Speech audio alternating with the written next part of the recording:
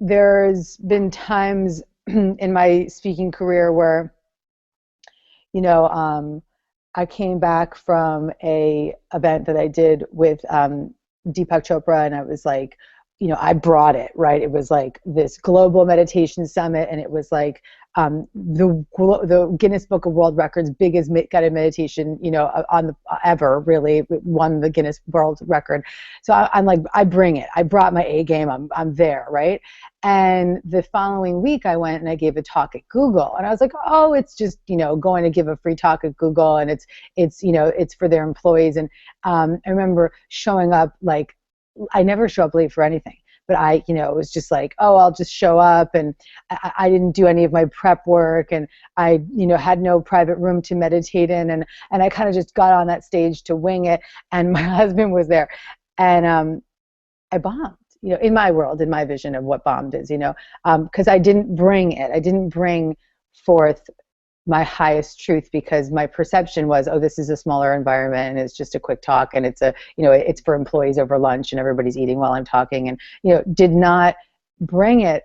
And I remember looking at my husband, and he was like, okay, like after the talk, he was like, that was okay, and it wasn't so much that I didn't pull it off, because pulling it off is one thing.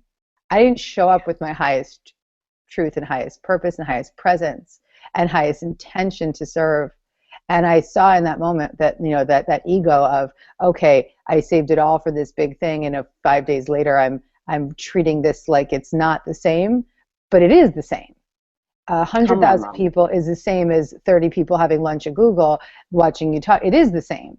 And that experience was was a turning point for me.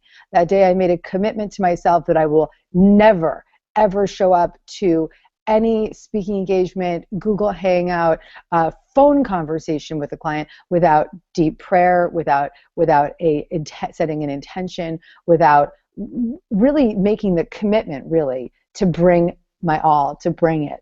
And so, I think it's crazy to contemplate that 100,000 is any different than one.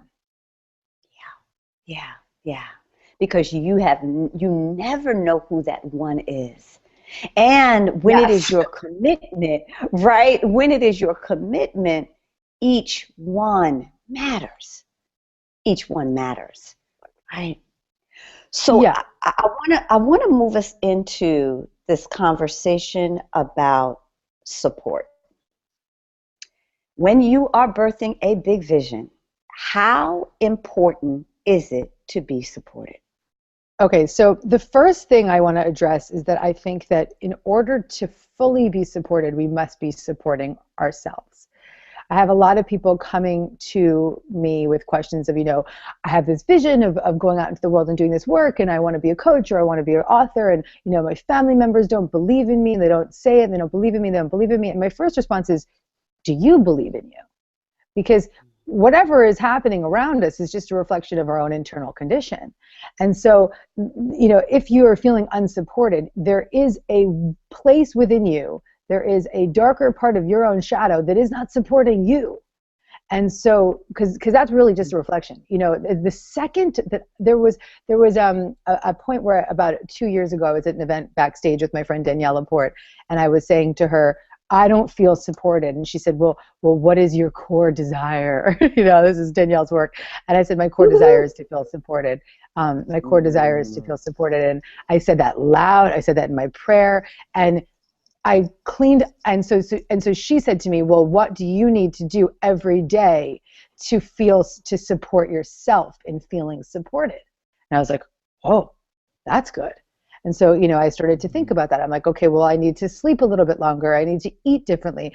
I need to, give myself that 20 minutes in the morning, 20 minutes in the afternoon of my meditation. I need my sadhana. I need those practices in order to feel like I'm supporting myself. And I went on that journey of making that my core desired statement and intention daily. And as a result of reorganizing the way I was treating myself, the world around me caught up. And so, I think the quickest way to feel supported by others is to make sure you're supporting yourself.